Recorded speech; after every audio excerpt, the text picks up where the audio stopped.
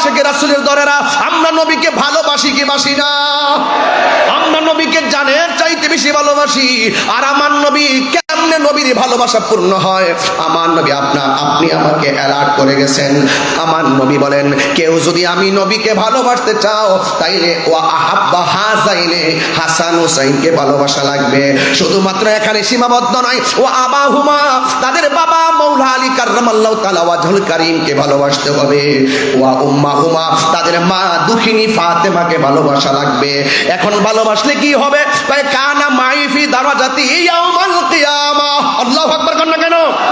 কিয়ামতের দিবসে আমি নবী যে স্থানে থাকবো, ওই ভালোবাসাবাসীর মানুষগুলি আমি নবীর পাশাপাশি বাস করবে।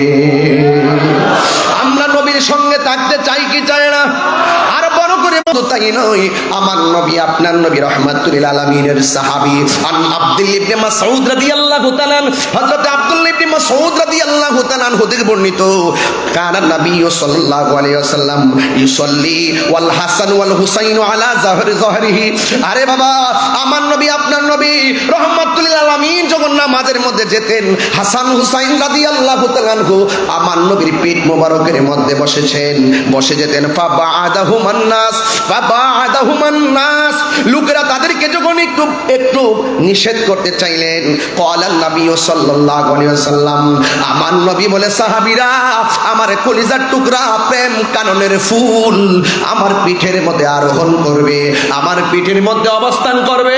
তোমরা তাদেরকে আমার পিঠ থেকে নামায়ও না, আমার পিঠ মোবারক থেকে নামায়ও না। কয় কেন?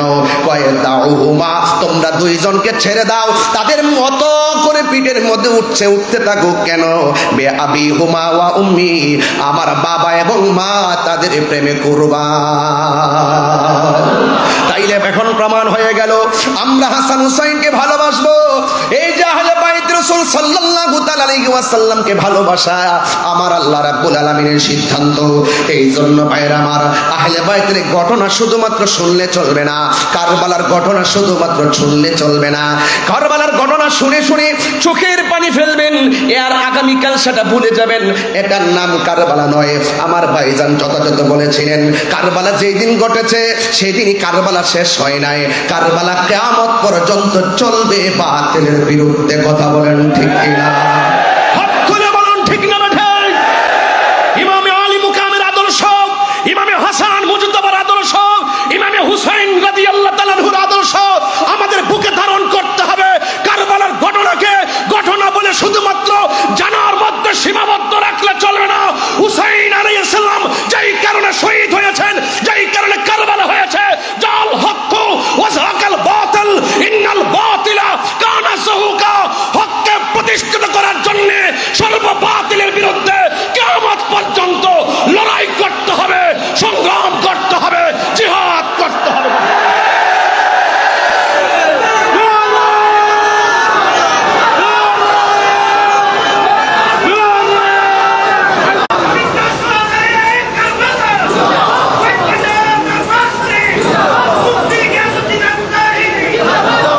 আমার ভাইয়েরা,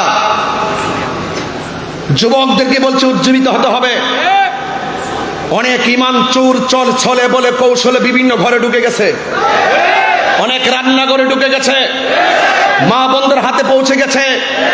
বলতে পারেন পৌঁছার মাধ্যম কি? মোবাইল।